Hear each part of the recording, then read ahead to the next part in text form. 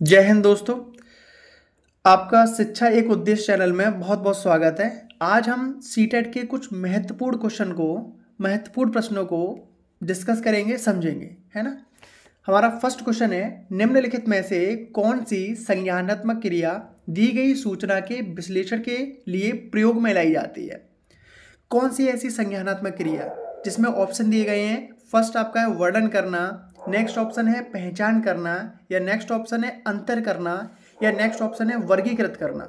ठीक है, तो इसमें ऑप्शन दिए गए हैं कि वर्णन करना, पहचान करना, अंतर करना। तो देखिए, विश्लेषण का अर्थ क्या होता है। विश्लेषण का अर्थ ही हमारा होता है कि उनको टुकड़ों में बांटना। किसी भी समस्या को, कोई भी क्रिया है, उसको टुकड़ों में बांटकर उसको समझना। तो समझेंगे तो तभी जब उसमें क्या करेंगे, हम अंतर करेंगे, है ना। तो इसीलिए इसका ऑप्शन हो जाएगा कि कौन सी संज्ञानात्मक क्रिया दी गई सूचना के विश्लेषण के प्रयोग में लाई जाती है। तो इसका राइट आंसर हो जाएगा ऑप्शन नंबर 3, अंतर करना। क्योंकि जब अंतर करेंगे तब हम समझेंगे उसमें। ठीक है, नेक्स्ट क्वेश्चन है हमारा, भाषा विकास में सहयोग करने का कौन सा तरीका गलत है। अब देखो, यहाँ पे समझना पड़ेगा कि कौन सा तरीका गलत दिया है ना। ऑप्शन इसमें देखेंगे, फर्स्ट ऑप्शन है कि बच्चे को बिना टोके प्रकरण पर बात करना। तो ये तो सही है कि भाई बच्चे को हम टोके नहीं और बात चलने दें कि उसको क्या कहना चाह रहा है, क्या समझना चाह रहा है। ठीक है, नेक्स्ट ऑप्शन है उसकी अपनी भाषा के प्रयोग को अमान्य करना। अब देखो, यही समझना पड़ेगा, अमान्य करना है। ये जो शब्द दिया है ना, देखो, बच्चों की अपनी भाषा जो होती है वो उनका अपना संग्रह है, वो अपनी उनकी थिंकिंग है। हमेशा उसको पॉजिटिव वे में लेना है, उसको समझना है, तो उसको अमान्य घोषित नहीं कर देना। तो यहाँ पे दिया है कि ये इसका राइट आंसर हो सकता है। चलिए पहले आगे देख लेते हैं। उसके प्रयोगों को समर्थन करना, बिल्कुल सही बात है, करना चाहिए। नेक्स्ट ऑप्शन है भाषा के प्रयोग के अवसर उपलब्ध कराना, बिल्कुल पॉजिटिव वे में है कि भाषा के भाषा के प्रयोग के जो अवसर है उसको उपलब्ध कराएं। तो इसमें जो गलत दिया है, गलत पॉइंट कौन सा है आपका, ऑप्शन नंबर 2, है ना। उसकी अपनी भाषा के प्रयोग को अमान्य घोषित कर देना है, ये उसकी भाषा के सहयोग में, बिल्कुल भाषा में सहयोग नहीं करता है। ठीक है कि नहीं। तो इसका आंसर हो जाएगा उसकी अपनी भाषा के प्रयोग को अमान्य करना। ठीक है, नेक्स्ट क्वेश्चन देखेंगे, मानव बुद्धि एवं विकास की समझ शिक्षक डैश को योग्य बनाती है। किसको योग्य बनाती है, निष्पक्ष रूप से अपने शिक्षण अभ्यास, भाई निष्पक्ष रूप से। ठीक है, ऑप्शन आगे देखेंगे, शिक्षण के समय शिक्षार्थियों के संवेगों पर नियंत्रण बनाए रखने, या फिर विविध शिक्षार्थियों के शिक्षक के बारे में स्पष्टता, या फिर उसमें ऑप्शन दिया है शिक्षार्थियों को यह बताने कि वे अपने जीवन को कैसे सुधार सकते हैं। ठीक है, तो इसका राइट जो आंसर है वो आंसर है आपका ऑप्शन नंबर 3, विविध शिक्षार्थियों के शिक्षक के बारे में स्पष्टता ही मानव बुद्धि एवं विकास की समझ शिक्षक को योग्य बनाती है ना। चलिए नेक्स्ट क्वेश्चन देखेंगे, समाजीकरण क्या है। देखो, ऑप्शन इसमें दिए गए हैं, सामाजिक मानदंडों में परिवर्तन, यानी कि जो हमारी रीति रिवाज चली आ रही हैं, सामाजिक मानदंड समाज ने जो सामने रखे हैं, क्या उनको बस चेंज कर दिया जाए तो समाजीकरण हो जाएगा। चलिए नेक्स्ट ऑप्शन दिया है शिक्षक एवं पढ़ाए गए के बीच में संबंध, यानी शिक्षक ने जो शिक्षार्थियों को जो पढ़ाया है उसके बीच संबंध जो है ना, वही समाजीकरण है।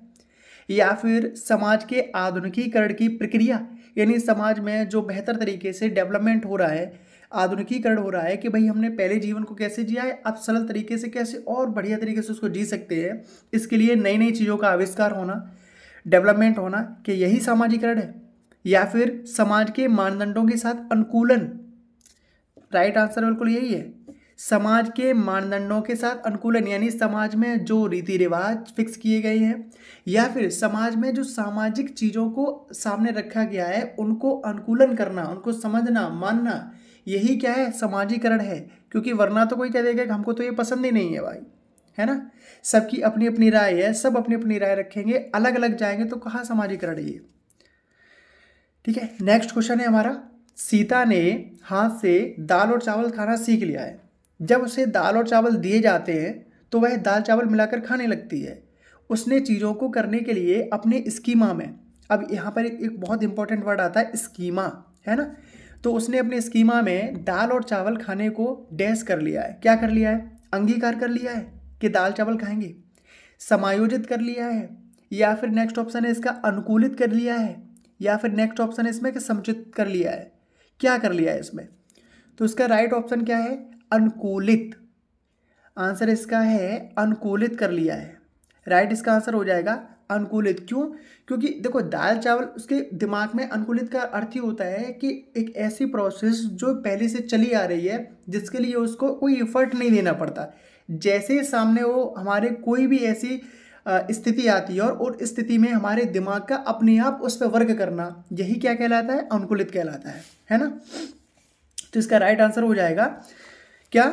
अनुकूलित। ठीक है, नेक्स्ट देखेंगे क्वेश्चन। हार्वर्ड गार्डनर का बुद्धि का सिद्धांत डैश पर बल देता है। ऑप्शन है शिक्षार्थियों में अनुबंधित कौशलों, ऑप्शन नेक्स्ट ऑप्शन है सामान्य बुद्धि पर बल देता है, या फिर विद्यालय में आवश्यक सामान्य योग्यताओं पर बल देता है, या फिर प्रत्येक व्यक्ति की विलक्षण योग्यताओं पर बल देता है। तो देखो हार्वर्ड गार्डनर का बुद्धि का सिद्धांत अगर आपने पढ़ा होगा तो उसमें समझा होगा किस पर बल देता है। हार्वर्ड गार्डनर ने बुद्धि के जो सिद्धांत दिए वो एकांकी नहीं दिया है, यानी एक नहीं दिया है, एक बुद्धि पर बिल्कुल भी बल नहीं दिया। उन्होंने क्या कहा है? बहुबुद्धि पर बल दिया है, बहुकारकी यानी मल्टीपल पर दिया है ना। तो इसमें साफ साफ इसमें ऑप्शन क्या हो जाएगा?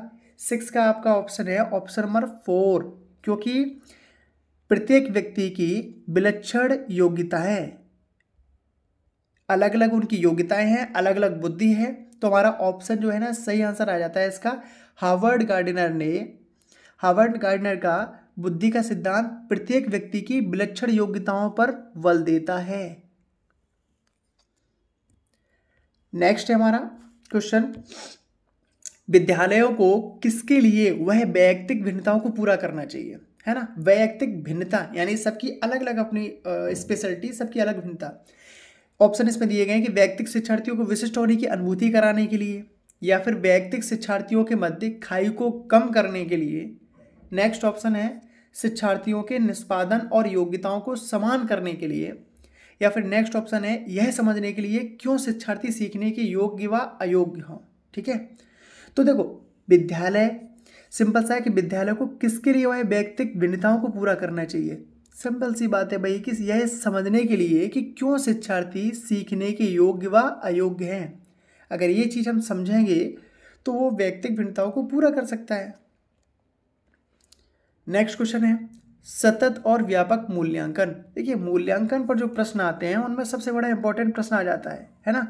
सतत और व्यापक मूल्यांकन किस पर बल देता है? बोर्ड परीक्षाओं की अनावश्यकता पर। क्या बोर्ड परीक्षाओं की अनावश्यकता यानी उसकी कोई आवश्यकता नहीं है, ऐसा इस पर बल देता है सतत और व्यापक मूल्यांकन, या फिर सीखने को सुनिश्चित करना कि भाई सीखने को सुनिश्चित करने के लिए व्यापक स्केल पर निरंतर परीक्षण, या फिर सीखने को किस प्रकार अवलोकित, रिकॉर्ड और सुधारा जाए इस पर, या फिर शिक्षक के साथ परीक्षाओं का सामंजस्य, है ना, कि बस सामंजस्य बिठा दिया तो क्या हो गया हमारा सतत और व्यापक मूल्यांकन हो गया कंप्लीट। बिल्कुल भी नहीं। इसका हमारा राइट जो आंसर है वो हमारा हो जाएगा सीखने को किस प्रकार अवलोकित, रिकॉर्ड और सुधारा जाए, यानी उसका अवलोकित जो रिकॉर्ड है उसको रखा जाए, समझा जाए, उसको सुधारा जाए। क्योंकि जो बच्चे ने कितना सीखा है, क्या समझा है, इसके लिए ही ये मूल्यांकन का प्रोसेस जो है रखा जाता है। अब मूल्यांकन के बाद उसमें ये देखा जाता है कि बच्चों में किस तरह से और सुधार लाया जा सकता है। इसी के लिए सतत और व्यापक मूल्यांकन जो बल देता है इस चीज़ पर कि उसके क्योंकि उसको रिकॉर्ड को रखा जाए, समझा जाए और उसको कैसे सही किया जाए, है ना। चलिए नेक्स्ट क्वेश्चन हमारा है बच्चों में सीखने और सुनने के लिए अधिगम योग्य वातावरण के लिए निम्नलिखित में से कौन उपयुक्त है। ऑप्शन दिए गए हैं इसमें। शिक्षार्थियों को यह छूट देना कि क्या सीखना है और कैसे सीखना है, ठीक है, हो सकता है आंसर। नेक्स्ट देखेंगे एक लंबे समय के लिए निष्क्रिय रूप से सुनना। भाई निष्क्रिय रूप तो आपको दिख रहा होगा, ये तो आपका नेगेटिव शब्द आ गया है, निष्क्रिय होना, है ना। निरंतर गृह कार्य देना, तो भाई निरंतर गृह कंटिन्यूसली अगर किसी को गृह कार्य देते रहेंगे होमवर्क तो बच्चा तो निष्क्रिय हो जाएगा, उसमें इंटरेस्ट नहीं दिखाएगा बिल्कुल भी। सिखाने वाले द्वारा व्यक्तिगत, अब व्यक्तिगत कार्य देने का यहाँ पे कोई भी अर्थ नहीं होता है, अर्थात हमारा यहाँ पे ऑप्शन आ जाएगा, इसमें ऑप्शन हो जाएगा हमारा शिक्षार्थियों को यह छूट देना कि क्या सीखना है और कैसे सीखना है। यानी शिक्षार्थियों को कभी भी, विद्यार्थियों को कभी भी बांधना नहीं है, उनको हमेशा एकदम ओपन रखना है कि आप अपना बुद्धि का प्रॉपर प्रयोग कर सकते हैं, है ना, और उनको छूट देना, फ्री रखना, जिससे कि वो उनकी समझ अच्छी तरीके से डेवलप हो सके। तो यही है कि बच्चों में सीखने और सुनने के लिए अधिगम योग्य वातावरण जो हम इन्वायरमेंट तैयार करेंगे उसमें बिल्कुल इतना फ्री रखेंगे कि वो समझ सकें कि शिक्षार्थियों को ये छूट मतलब दी जाए कि भाई कैसे सीखे, क्या सीखे, ये उन पर डिपेंड करता है ना। चलिए नेक्स्ट क्वेश्चन हमारा है, एक समावेशी विद्यालय।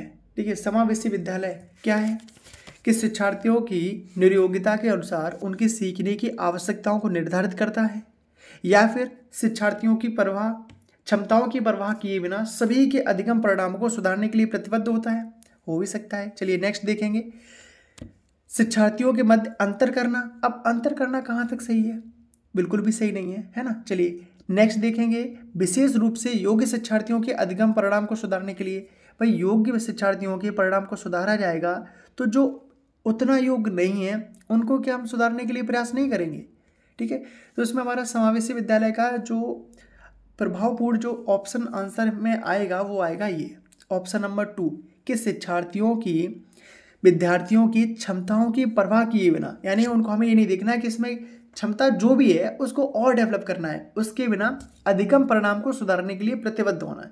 यानी उसके सीखने का जो परिणाम है, अगर किसी का कम, किसी की क्षमता हो सकता है ज़्यादा हो, किसी की क्षमता हो सकता है कम हो, क्योंकि अपनी अपनी व्यक्तिगत भिन्नता सभी बालकों में पाई जाती है। तो उसकी क्षमता है, उसको परवाह किए बिना हमको आगे ये देखना है कि अधिगम परिणामों को कैसे सुधारा जाए।